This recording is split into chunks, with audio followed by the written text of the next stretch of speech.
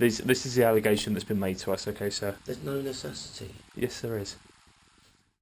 I've only been a police officer for 20 years. Right. This was the beginning of David Carrick's downfall. Understand you're under arrest, I know okay? I'm under Just arrest. explain to us, what do you need? And in many ways, this is a story of the Do you want one strength my colleagues of to give you 12 stuff? women. Okay. Do you wanna- When this arrest made the news in 2021, those impacted started to come forward. Stand up, David Carrick. His name, the one name stated clearly. The names of the women he attacked, out of legal necessity for their own protection, became letters of the alphabet. But Justice Chima Grubb made it clear that these women are not to be diminished.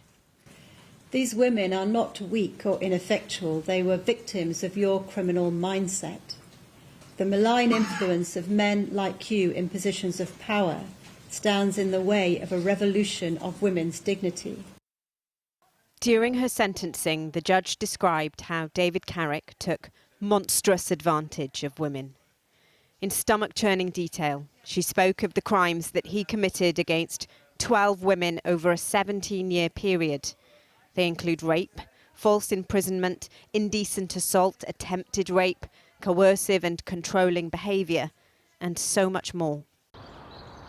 To Stevenage, where he lived. His home, now a map of his crimes. He'd stand and whistle outside this cupboard after locking a woman inside naked. This whip, a weapon that left welts on one survivor.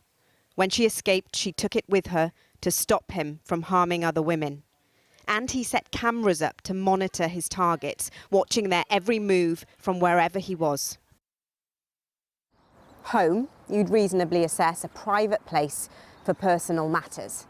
But it begs the question, doesn't it? When you sign up to become a police officer, you sign up to a certain set of values and standards, a code of conduct that applies both on and off duty.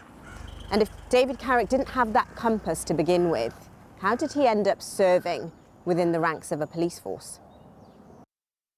So what next? How much more of a knock can public trust take? In 2005, Carrick did a police training course on domestic abuse. By that point, he'd been in the force 4 years and raped multiple women undetected. His timeline exposes many missed opportunities. He should not have been a police officer. There were many signs that we should have joined together. He should have been rooted out during his career as a police officer. But he wasn't. Again today, the Commissioner promised change. And the Home Secretary said she looks forward to the findings of an inquiry into Carrick's behaviour, which is also looking into Sarah Everard's murder.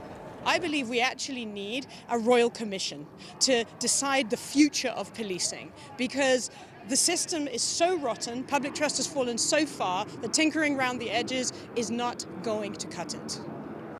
The details of Carrick's attacks are so violent, his cruelty deeply upsetting. He'll serve a minimum of 30 years in prison. And a final message for the women. The court salutes the courage of all the victims and their families, and I hope they're able to thrive in the rest of their lives.